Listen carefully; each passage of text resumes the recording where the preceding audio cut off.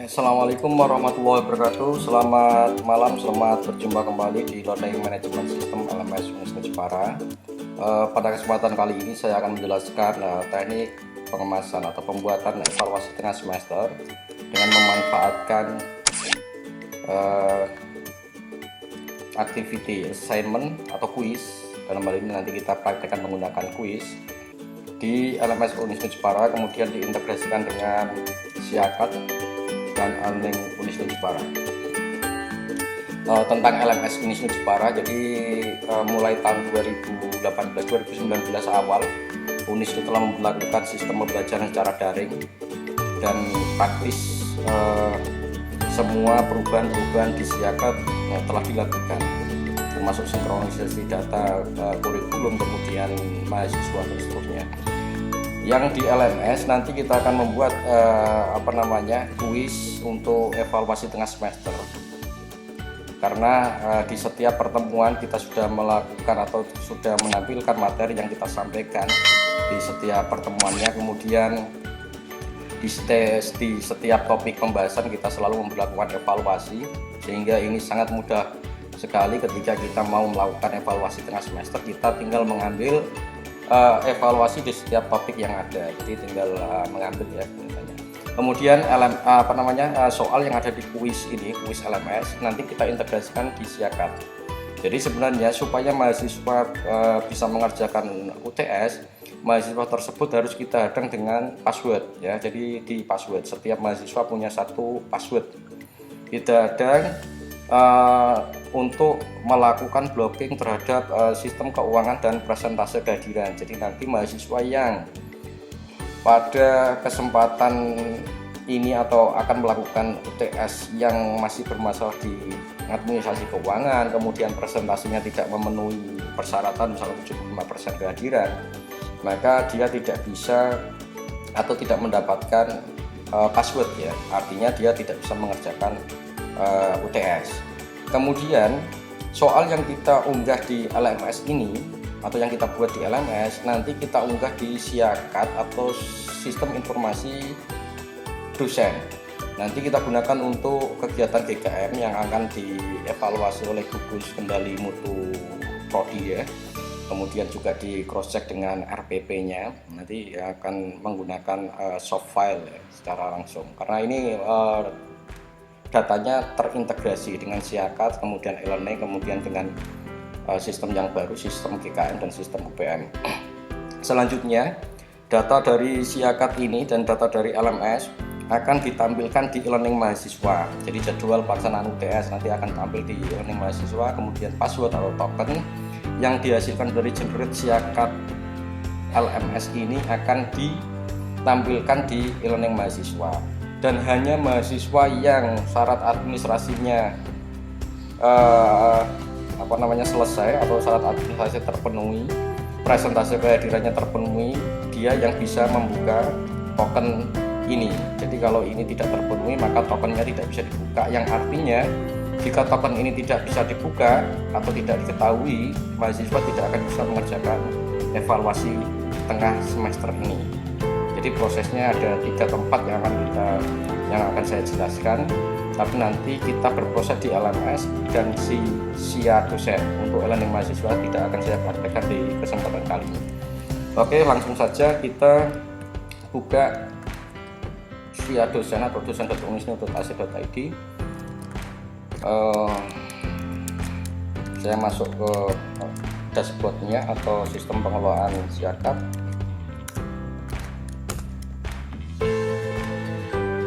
Untuk masuk ke LMS, saya membiasakan untuk membuka lewat menu ini, e-learning LMS pada.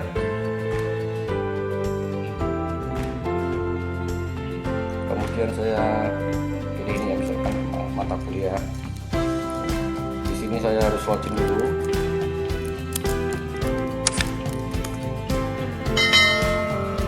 Nah, ini mata kuliah pemrograman web kelas DB.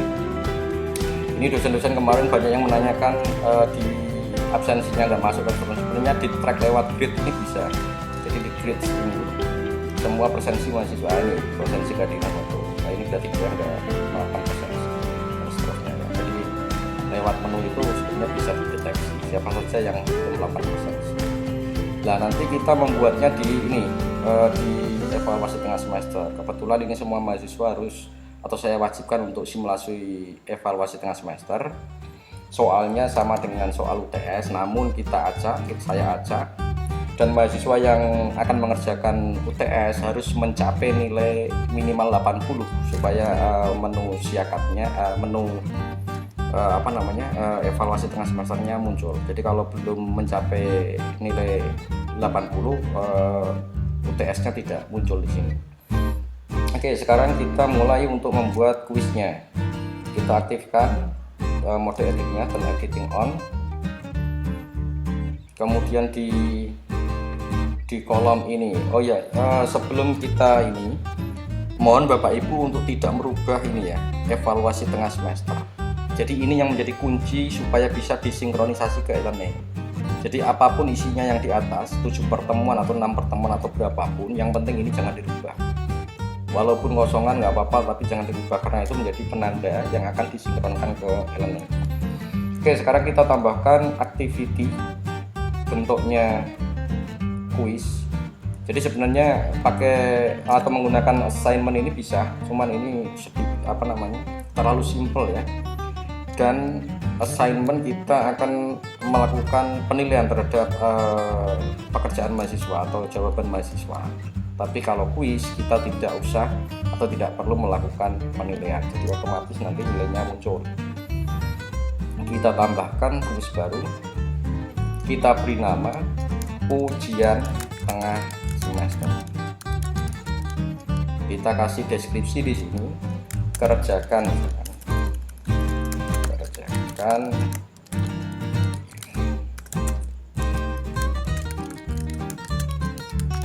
ini dengan memilih jawaban yang paling benar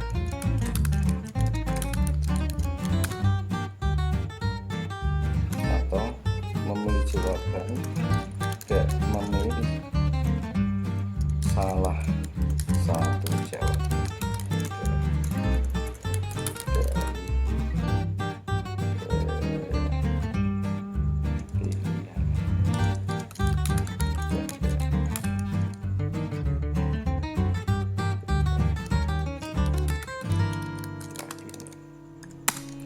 Waktu pengerjaan ini perlu diumumkan. Durasi atau salah 90 menit untuk 50 soal. Jika waktu belum selesai dan seluruh soal telah selesai, dikerjakan syarat untuk mengakhiri dengan klik tombol finish.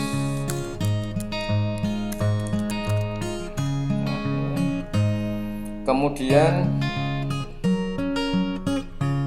timingnya ini untuk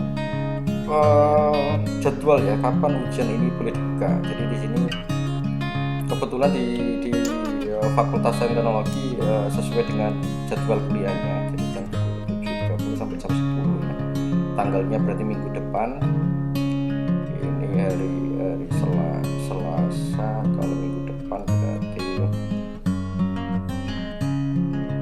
Selasa tanggal 24, berarti 24 ya. 24 jam 7.30 sampai jam 10. Tanggal 24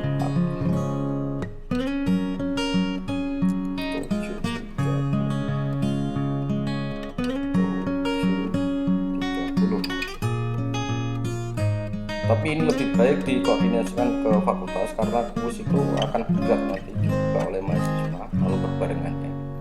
Dan selesainya ini 24 juga, tanggalnya mestinya sama karena waktunya 90 menit sampai jam misalkan jam berapa, 7.30 misalkan sampai jam 10 juga nggak apa-apa. Jadi ini durasi tentang waktunya supaya ini bisa Jadi mahasiswa tidak harus jam 7.30 persis ya. Jadi misalkan jam 8 juga bisa, jam 10 tepat. Waktu pengerjaannya ini yang paling penting, ini ada 90 menit,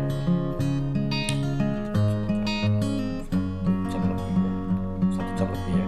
Kemudian grading metodenya atau ini when time expired, ini pilih yang ini ya, open attempt are submitted automatically.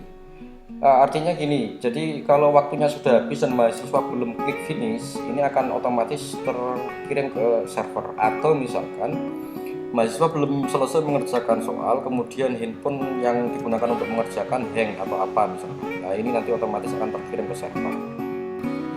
Yang selanjutnya grade, artinya ini bisa dikerjakan berkali-kali, unlimited. Kalau untuk UTS ini kurang cocok, karena UTS harusnya ya 1 kali sampai 2 kali. Nah yang paling penting gini, kalau kita milih lebih dari 1 kali, grading metodenya harus kita pilih. Apakah nilai tertinggi, apakah nilai rata-rata, atau pertama kali percobaan, atau terakhir percobaan. Karena ini UTS, sehingga saya milihnya hanya dikerjakan sekali, tanpa mempertimbangkan kendala yang terjadi di mahasiswa. Jadi nanti kalau ada mahasiswa yang terkendala, dia harus membuktikan apa kendalanya. Misalkan handphonenya hang atau apa, nanti kita beri kesempatan di waktu yang lain. Jadi semacam kayak pengulangan ujian ya. Jadi khusus untuk mahasiswa tersebut yang bisa ngulang. Jadi harus dibuktikan apa kendalanya. Kemudian ini yang paling penting, review option. Nah ini yang terjadi jika kita mengaktifkan lebih dari 1 kali percobaan. Lebih baiknya ini dinonaktifkan semua. Kenapa? Karena right answer, jika mahasiswa mengerjakan pertama kali, kemudian right answer-nya diperlihatkan ke mahasiswa, untuk pengerjaan kedua kalinya mereka akan di pengerjaan pertama tadi dia screenshot, kemudian di pengerjaan kedua dia akan menggunakan data screenshot yang sudah dikerjakan di ini. Jadi ini nggak cocok kalau kita gunakan untuk pengerjaan yang dilakukan lebih dari 1 kali. Tapi kalau dikerjakan 1 kali nggak apa-apa. Jadi jawaban benarnya ditampilkan ke mahasiswa langsung, nggak jadi masalah. Ini juga saya nonaktifkan semua. Kemudian activity complete-nya, jadi selesainya, ketika selesai, kemudian yang menandai bahwa dia telah selesai atau telah tuntas mengerjakannya, ini saya pilih show activity complete when condition are met. Jadi student must view, harus melihat, harus membuka, kemudian student must receive grade, jadi harus menerima nilai ya, nilainya harus sudah ini, karena ini kuis jadi nilainya langsung otomatis. Tapi kalau assignment ini lebih baik jangan dipilih ini, karena mahasiswa dianggap belum selesai manakala dosen belum melakukan penilaian, jadi kurang cocok untuk ini ya. Kemudian save and return to course. Nah ini sudah ada di sini. Nah selanjutnya kita harus membuat bank soalnya, atau kita membuat soal yang harus dikerjakan. Kita klik ini tadi yang kita tulis, kemudian edit quiz. Sebenarnya kita membuatnya ini ya, ditambahkan kemudian add new question, kemudian bentuknya apa. Jadi ini banyak sekali ya. Nah, saya juga pernah melakukan IC, tapi ini ya, penilaiannya manual kalau ini. Kalau short answer ini bisa dilakukan penilaian dari sistem, jadi otomatis nanti ternilai oleh sistem. Yang paling mudah ini multiple choice atau true false, ini paling gampang. Nah, kebetulan di sini karena saya memperlakukan formative test, setiap topik atau setiap pertemuan saya lakukan ujian, sehingga saya punya banyak sekali bank soal. Saya tinggal menambahkan saja add a random question. Di sini saya punya banyak sekali bank soal. Saya ambil misalkan untuk HTML quiznya ini ada 40 soal ya, HTML quiz. Saya tampilkan hanya 20 saja. Jadi secara random 40 soal diambil 20. Jadi secara random 40 soal tersebut hanya diambil 20 saja. Nah, ini ada ada 20 soal yang saya sendiri nggak tahu ini soal nomor berapa yang diambil karena sifatnya random. Selanjutnya saya tambahkan lagi random question lagi, saya tambahkan yang CSS quiz. Ini ada 25 soal, saya ambil 10.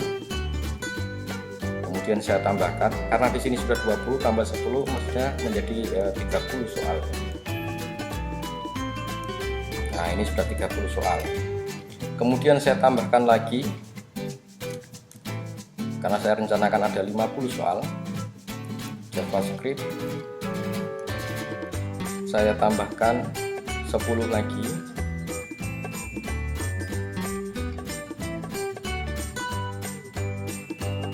Ini ada 40 soal. Kemudian saya tambahkan lagi yang PHP quiz. Ini saya ambil 10 lagi. Nah, ini totalnya ada 50 soal yang saya ambil. Masing-masing diacak dari kelompok soalnya masing-masing. Nah, sekarang kita lihat total of marks ada 50.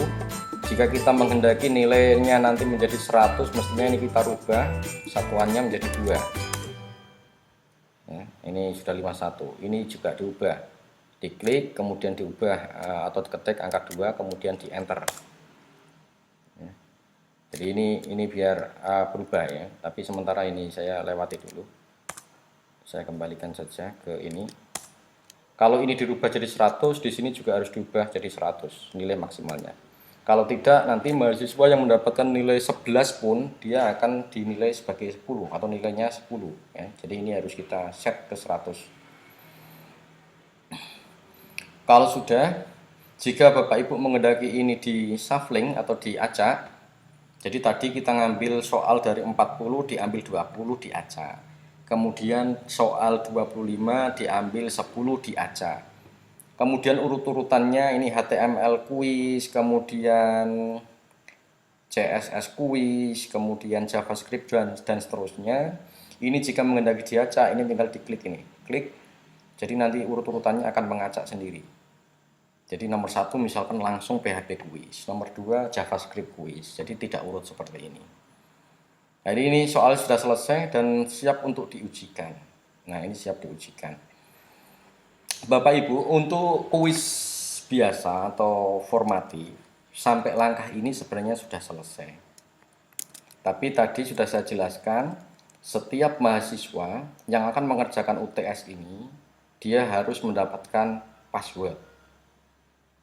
Ya, jadi skemanya bisa dibuat di sini, tapi satu-satu setiap mahasiswa kita tambahkan password satu-satu, atau nanti kita lakukan di siar dosen. Ini yang paling simple. Ini yang kita buat berhari-hari tidak selesai-selesai itu ini.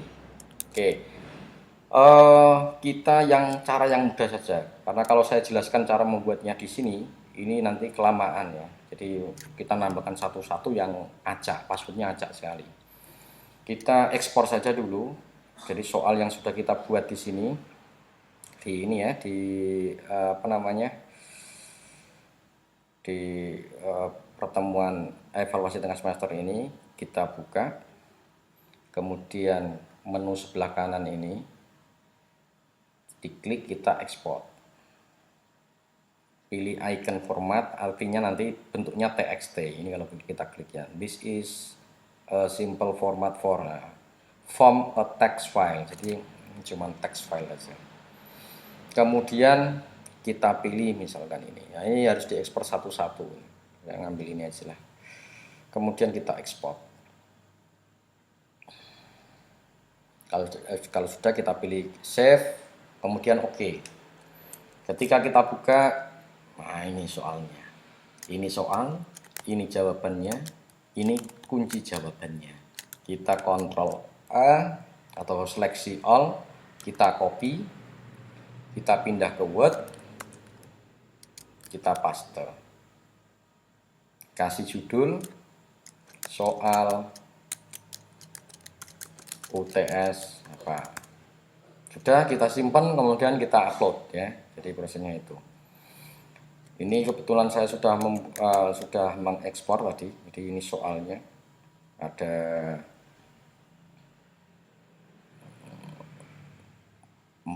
soal, 25 soal dan seterusnya. Jadi ini sudah selesai, sudah saya format. Kemudian saya lakukan upload di Siakat. Jadi ini di Sia Dosen. Menunya ada di sini. Jadi nanti ini kita sinkronkan ke sistem informasi GKM UPM. Kita pilih yang upload soal ujian. Semester dasar. Ini mata kuliah pemrograman web kelas DB. Ini kita upload UTS pemrograman web DB 2020, jenis ujiannya UTS. Nah, ini jangan sampai salah Bapak Ibu, karena nanti di sini ada dua, UTS dan UAS. Kemudian kita ambil filenya untuk kita unggah.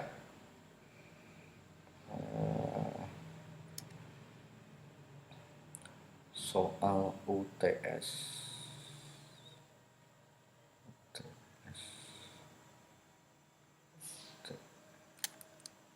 Ini tadi nama filenya UTS pemrograman web. UTS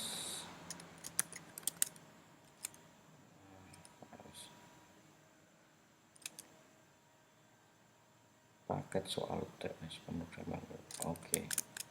Jadi ini saya lupa naruhnya di paket soal UTS pemrograman. Nah, ini kita buka, kita unggah. Kalau sudah, kita simpan. Ini sudah masuk berarti. Tapi di sini masih kosong, kita simpan. Nah, ini sudah masuk ke UTS. Jadi file yang terunggah atau berhasil terunggah di sinilah yang akan digunakan untuk sinkronisasi ke sistem informasi GKM, Gugus Kendali Mutu Universitas. Nah, selanjutnya Bapak Ibu perlu menyinkronkan soal yang ada di LMS ini untuk dibuatkan password melalui Siakat atau e-learning terpadunya Siakat. Kita pilih menu e-learning, kemudian e-learning terpadu. Masuk pemrograman web tadi yang saya buat kelas DB. Kemudian masuk ke menu UTS. Ini ada menu baru atau tombol baru, sinkron quiz LMS. Ya, kita cek dulu apakah soal yang ada di sini sudah ada usernya apa belum. Jadi prosesnya sebenarnya dilakukannya di sini, tapi untuk kali ini, untuk mempermudah pekerjaan Bapak Ibu dosen, ini kita skip ya. Jadi masih mode edit, kita tambahkan add block administration. Nah, user override ini sebenarnya menunya. Tapi Bapak Ibu tidak perlu mencoba ini, hanya sekedar paham saja, karena di sini sebenarnya proses yang dilakukan untuk membuat password masing-masing mahasiswa itu dilakukannya di sini, di menu user override ini. Nah, ini add user override. Nah, ini kita membuat per mahasiswanya di sini. Ini kan ada banyak mahasiswa, pilih satu, kemudian kita tambahkan passwordnya di sini. Nah, ini kan sangat gak efektif ya kalau mahasiswanya ada 40 dan beberapa kelas kita membuat satu-satu ya, nanti sampai besok pagi belum selesai. Nah, nanti kalau sudah berhasil di-generate, nanti passwordnya ada di ini. Nah, jadi ini saya buka dulu saja supaya nanti saya bisa ngecek apakah sudah berhasil masuk apa tidak. Baik, untuk selanjutnya kita cek di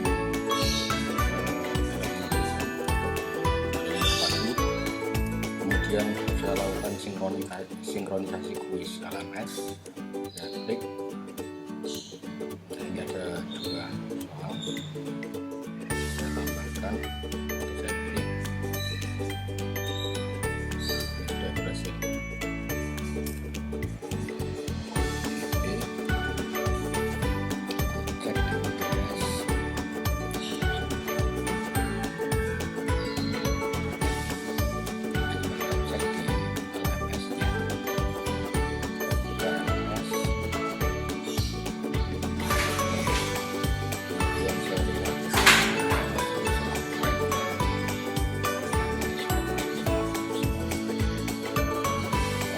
jadi itu proses untuk membuat atau mensiasati LMS supaya bisa terhubung ke Eleven. Saya ucapkan terima kasih. Assalamualaikum warahmatullahi wabarakatuh.